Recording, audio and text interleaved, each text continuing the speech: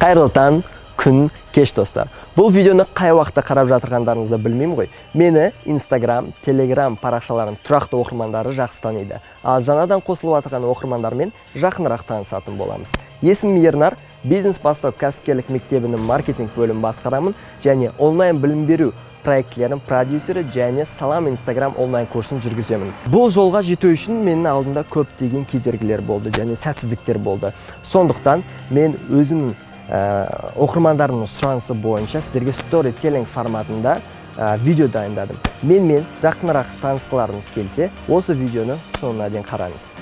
Примерно 2015-2016 жылдары мен Атырау политехникалық колледжінде оқып жүріп, өзім алғашқы кәсібін бастадым. Ол кәсіп бізде ол кезде хит болды, примерно PlayStation прокат болды.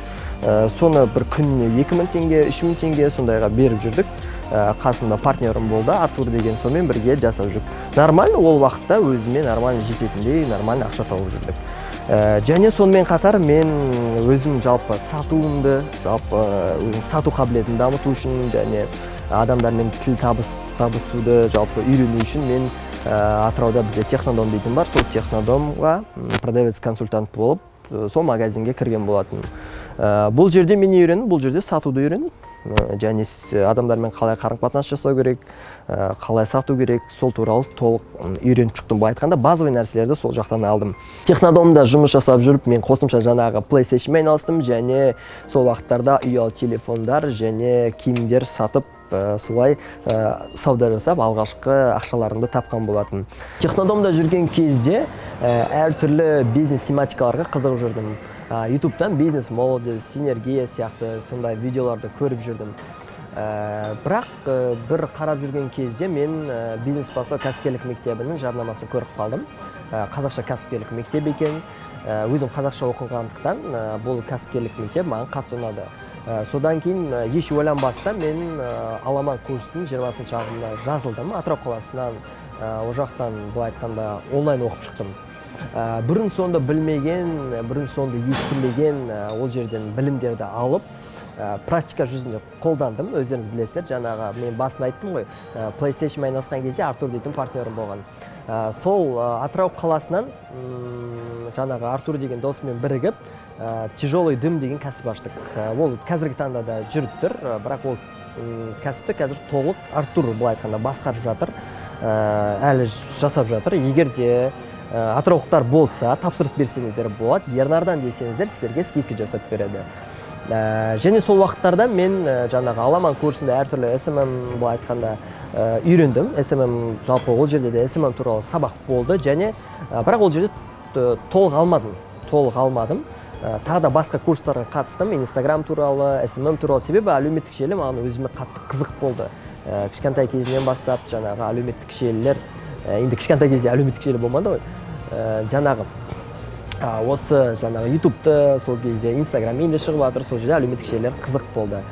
Сол ресейлік әртүрлі курстарға қатыстым, жалпы SMM туралы, Instagram туралы курстарға қатысып, Атыраудағы компанияларды Instagram-ын жүргізіп жүрдім. Примерно ол жерде бізде аса қатты Атырау үлкен қала емес, ол кезде Instagram енді дамып келе жатыр. Nice Cooker дейтін компания бар, бүткіл сейт, соны Атырау қаласында енді ашылайын деп жатыр. Сол Instagram парақшаны жүргізген болатын. Былай айтқанда, сол Instagram парақшаны жүргіздік және Boxburger дейтін не болды? Парақша болды. Boxburger дейтін бизнес болды, сол бизнесті Instagramда жүргіздік. Содан кейін тағы да қандай компаниялар жүргіздім? Содан кейін тағы да айтайын. Содан кейін өзімнің жеңгемнің парақшасы болды, Instagram жалпы маникюрмен айналысады, сол парақшаны жүргізген болатынмын. Әрі қарай универге түстім, бірақ универде көп ұзаққа бармайтынды білдім. Себебі ол жерде оқытылып жатырған информациялар, ақпараттар мен үшін ескі болды және бұл жеке мен үшін ескі болды және бұл маған өмірге қажеті жоқ ақпараттар болды. Айтқанда мен ол жерде өзімнің болашағымды көрмедім. Сондықтан маған жаңа нәрсе керек болды.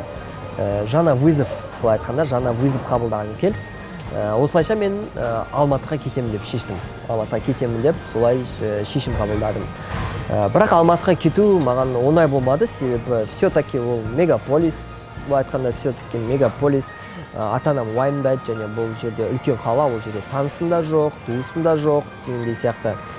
Бірақ мен Алматыға кетудің бір жолын таптым. Жаңағы бизнес бастаудың мен чаттарында болдым, ол кезде онлайн курста оқыдым ғой. Сол кезде бизнес бастау жаңағы таңғы сабақтар болды, сол таңғы сабақтарды көрген кезде бизнес бастау мектебіне сату менеджері керек екен. Сол нені көріп қалдым, сол жарнаманы көріп қалдым.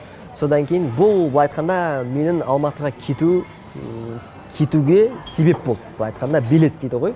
Сонда маған билет туып тұрды. Сату менеджері керек деген хабарламаны көргеннен кейін мен бірден сату бөлімінің басшысы Ақбаян дейтін ханым болды. Ол кезде Ақбаян ханымға хабарласып, мен келетінімді ескерттім. Тәжірибем бар ғой. Жаңағы айтқанда технологияда жұмыс жасадым. Жаңағыдай бір жыл сатуға деген кішкене бір қабілет бар. Содан кейін айттым, осындай қабілетім бар, мен давайте сіздерге келейін. Былай айтқанда сіздердің командаңызға қосылғым келеді. Плюс жаңағындай куратор болғым келеді, плюс сату менеджер болғым келеді дегенде сияқты айттым. Бірден келісті. Неліктен сату бөліміне бара жатым? Себебі сату бұл кез келген кәсіпкердің былай айтқанда фундаменті. Сату ол фундамент. Егер сен өзің сатып білмесең, саған онда біреу сатады. Сондықтан мен сатуды міндетті түрде үйрену керек болдым. Мен сондықтан сату бөліміне кіруге шешім қабылдадым. Ал үйдегілерге мен былай айттым, егер де түк шықпаса, мен бір айдан кейін келем, қайтадан үйге келем деген сияқты. Осылайша Алматыға мен билет алдым 11 қаңтар күні 2018 жылда. Былай айтқанда өзімнің билетімді алып, осы Алматыға кетуге нақты шешім қабылдадым. Мен өзіме айтар едім, ең өмірдегі дұрыс қабылдаған шешімім деп. Себебі егер де сен дұрыс шешім қабылдасаң, сен дұрыс нәтижеге жетесің. Егер де сен дұрыс шешім қабылдамасаң, онда сен дұрыс емес нәтижеге жетесің. Осыны өзіме сақтап қойдым, өзім ойыма сіңірдім. Ең дұрыс қабылдаған шешім осы болды. Алматыға келдім, және де ол кезде Алматыда ешқандай туысым жоқ, танысым жоқ. Артур деген досым болды, сол Артур деген досыма хабарласып, ол университет, осы Алматыда бір оқитын бір бала бар екен, университетте оқиды. Бірақ ол қызымен тұрады екен, өзі квартирада қызымен тұрады, мен тағы бір қызымен тұрады енді былай айтқанда. Мен ол барғым келмеді, бірақ менде амал болмады. Ол үйіне баруға, басқа үйінде танысым жоқ, туысым жоқ дегендей сияқты. Сол үйге пока что бір апта тұрып көрейін деген ой болды. Третий личный болдым да. Сол үйге бардым, тұрдым сол үйде. Бірақ өзім дискомфортын сезіндім енді. Өздеріңіз білесіздер ғой енді. Баламен қыз екеуі жүріп мен қасына барсам, ол бір түрлі ғой енді. Сондықтан ол кезде дискомфорт болды, мен өзім тұрғым келмеді. Содан кейін не істедім? Өзім былай айтқанда Алматыға санаулы ақшамен келдім, примерно бір 50-60 мың теңге ма, сондай примерно сондай ақша болды. Содан кейін жаңа сату бөлімінде істейтін бір бала болды. Сату бөліміне кірдім. Сату бөлімінде бір Ерсінбек дейтін бала болды. Сол баламен танысып, сонымен келісіп, давай мен сені үйіңде пока что тұра тұрайын, ертең жаңа ақша түскен кезде, жалпы болған кезде мен саған берермін деген сияқты. Солай не істеді, өзінің үйіне қабылдады, жаңағы балдардың бала мен қыздың үйіне кетіп қалды, себебі олар да біртүрлі айта алмайды маған кет дегендей сияқты. Сондықтан өзім шешімді қабылдадым да кетіп қала салдым. Сол баланың үйінде тұрдым. Примерно ол жерде де бір 2-3 аптадай тұрған сияқтымын. Ол балаға да рахмет, адамгершілігі бар бала екен. Сол баланың үйінде тұрып, былай айтқанда бірге дамып, бірге толық көрсетіп, қалай жұмыс жасап жатырған бүткіл процестердің бәрін түсіндіріп берді. Сол уақытта сату бөлімінде жасап жүріп, мен Ахметбек ағай бар, біздің жалпы ұстазымыз, жалпы маған көмектескен, барлық жағынан үлкен үлгі алатын кісіміз. Сол кісіге барып мен айтқан болатын, жалпы өзім Инстаграм саласını жалпы білем. Сол жағынан мен сабақ берсем деп сөйтіп айттым, сабақ берсем осы жағынан. Ол кісі бірден давай бар, қабылда, былай айтқанда шешім қабылдадым, давай сабақ бер деген сияқты. Осыған дейін сол кезде аламан курсына сабақ беруге мен ұсыныс тастадым. Ол бірден ол ұсынысты қабылдады. Ол кісіге де рахмет. Сол қазіргі таңда мен сол Инстаграм бойынша, SMM бойынша сабақ берем. Аламан курсына SMM-ге үйретемін. Қазіргі таңда уже примерно 10 мыңға жуық адамды үйреттім. SMM курсына SMM-нен сабақ бердім. 10 мыңға жуық адамға сабақ бердім. Және қосымша сату бөлімінде жасап жүріп, бизнес бастаудың парақшасын жүргізіп бастадым. Тегін, айтқан тегін Бауыржан мырза бар, коммерциялық директор. соған айтып бизнес бастау тегін жүргізейін көрейін былай айтқанда өзіме кейс ретінде практика жүзінде тағы да дегендей сияқты сондай ең басты үлкен проекттер болды. Сонымен тегін жұмыс жасап бастадым, жақсы нәтижелер көрсетіп бастадым. Бір уақыттар сату бөлімінде уже жұмыс жасау маған уже жалықтырып бастады, себебі ол жерде примерно мен бір жылдай жұмыс жасадым. Мен сіздерге айттым, жаңа технодомда мен тікелей сатуды үйрендім, тікелей былай айтқанда face to face, бетпе-бет сатам. Ал бұл неде сату бөлімінде бизнес бастауда телемаркетинг болды, телефон арқылы сату. Үлкен тәжірибе берді, 2 жылдық былай айтқанда үлкен тәжірибе болды. Былай айтқанда бір жерде мен аса қатты мен өзім табиғатыммен сондай жерде бір жерде отыра алмайды екенмін. Содан кейін Бауыржан мырзаны бұл коммерциялық директорге жекесіне жаздым. Мен сату бөліміндегі жалпы карьерам жақсы. Бұл жерде де үздік сатушы болдым, жақсы нәтижелер көрсеттім. Енді менің келесі этапым осы SMM саласы, осы Instagram саласы. Мен толық бизнес бастау, Ахметбек Нұрсилов парақшаларын алайын, осыларды жүргізейін деген ұсыныс тастадым. Бауыржан мырзаға рахмет, ол да бірден менің ұсынысымды қабылдады, себебі көрді, талпын жүргенім, тегін жасап жүрмін дегендей сияқты. Сразу былай айтқанда ұсынысымды бірден қабылдады. Көп ұзамай маған компания басшылықтары үлкен проекттерді ұсынып бастады. Бұл тағы өзімдегі үлкен проект, бұл Серік Исматов бауырымызбен тауға шығу. Серік Исматов бауырымызды білетін боларсыздар, 2 аяғы жоқ, былай айтқанда спортсмен. Сол кісімен бірге тауға шығу, Алатауға 1000 адамды апару болатын. Көптеген жұлдыздармен жұмыс жасадым сол кезде, сол жұлдыздарға шығып, солардың менеджерлерімен сөйлесіп, оларға жарнама салдыртып, кейбір жұлдыздарды біз сол тауға Қанат Ислам, тағы да көптеген әртістерді сол кезде шақырған болатынбыз. Бұл проектті мен толық өзім жүргізген жоқпын, тағы да қасыма команда жинап, солармен бірге Алатауға 1000 адамды жинаған болатынбыз. Бұл мен үшін үлкен жетістік. Мен бұл айтқанда өзімнің портфолиома салып қоямын, өзім кейс ретінде қараймын. Бұл ағайдың бұл айтқанда Алатауға 1000 адамды апару, бұл ағайдың арманы еді. Сол арманның орындауына мен бір себепкер болдым, бұл айтқанда көмектестім деп айта аламын. Барлық жобаларға мен өзім үлгермейтін болдым, оны сездім. Сондықтан мен команда жинақтадым. Мен кез келген кәсіпте ол ең басты нәрсе бұл команда. Егер де команда болмаса, сен ешқандай нәтижеге жете алмайсың. Жалғыз өзің сен аса қатты нәтижеге жете алмайсың. Сондықтан мен мықты команда құрдым, мықты команда жасадық. Және тағы да бір жобалардың бірі бұл 40 құрал тренингі деп аталады. Сол 40 құрал тренингіне мен басты былай айтқанда проектке жауап беретін болдым. Сол проектті де алып шыққан болатын. Және бізде Аламан курсын білесіздер, бір оқыған кезде примерно 1500 адам оқиды. 1500 кәсіпкер оқиды былай айтқанда. Олардың инстаграмын жүргізу керек былай айтқанда. Мен болды көрдім. Кәсіпте мынандай нәрсе, басылы айтқанда сұранысқа ие бір нәрсе, соған ұсыныс беру керексің. Солай мен жаңа болды көрдім, кәсіпкерлер инстаграм жүргізе алмайды екен.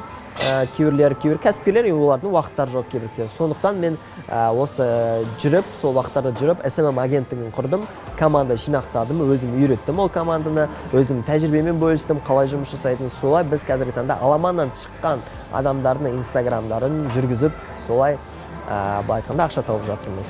Бұл да бір кәсіптің түрі. Сондай-ақ бизнес бастау мектебінде инстаграм бойынша онлайн вебинарлар өткізіп бастадым.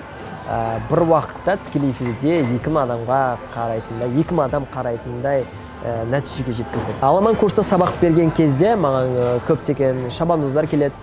Жалпы тағы да қосымша үйренгіміз келеді, тағы да курстар бар ма дегендей сияқты. Және де кейбір кісілер Аламан курсына ақша жетпейді. Сондықтан былай айтқанда оқырмандардың сұранысы бойынша бөлек курс аштым. Бұл Салам Инстаграм дейтін онлайн курс. Былай айтқанда 2 ағым оқыттық. 2 ағымда примерно 1800-ге жуық адам оқыды. Былай айтқанда онлайн форматта бүкіл Қазақстан бойынша. Былай айтқанда бұрын сонда Қазақстанда болмаған онлайн форматтағы курсты ойлап шығарып, соны былай айтқанда 100-ге асырып, 2 ағымда 1800 адамды оқытқан болатынбыз. Ол оқып шыққан адамдар, жалпы біздің мықты адамдар біздің командамызға қосылады, және өздері SMM бойынша Қазақстанда SMM-ге былай айтқанда нарық бос. SMM-ге нарық бос, инстаграмға нарық бос. Былай айтқанда 90% инстаграм ол дұрыс әлембеген, ол жақтан адамдар бұл жерде жай көрермен ретінде отыр, оны қолданушыға айналдыру керек. Сондықтан мен арнайы болды көрдім, SMM мамандарын дайындайтын осындай курс арнап шықтым. Былай айтқанда SMM мамандарын дайындайтын завод, былай айтқанда Салам Инстаграм онлайн курсы. Сол курсты ашқан болатынбыз. Ал осы жақында бизнес бастау кәсіпкерлік мектебінің директоры Бауыржан мырзаның ұсынысы бойынша бизнес бастауда маркетинг бөлімінің басшысы болып тағайындалдым. Бұл жерде мен атқаратын қызметім Аламан курсына жауап беремін, Самғау курсына, өзгеріс тренингіне, кемелденген тұлға курсына, бүткіл проекттерге, бизнес посудың бүткіл маркетингінен жауап беретін боламын. Қазіргі таңда біз кемелденген курс дейтін шығардық. Аламаны жалпы менің кемелденген тұлғам дейтін, бұл ағайдың онлайн платформадағы курсы. Қазақстан бойынша біз өзімізге мақсат қойған болатынбыз. 1000 адам деп, соны біз примерно бір аптаның ішінде 800 адам айтқанда оқуға тіркеген болатынбыз онлайн бойынша. Бұл да мен үшін үлкен жетістік, менің жолымдағы үлкен жетістік. Және бізде ең басты курсымыз 2 айлық аламан курсына біз өзіміз план қойған болатынбыз, ол жерге 1050 адам. 1050 адам, бірақ қазіргі таңда 7 қыркүйекте басылатын аламан курсына. Дәл қазір біз өзіміздің оптимист 1050 план болды, а реалист ол 1200 план болды. Біз өзіміздің 1200 планымызды орындадық.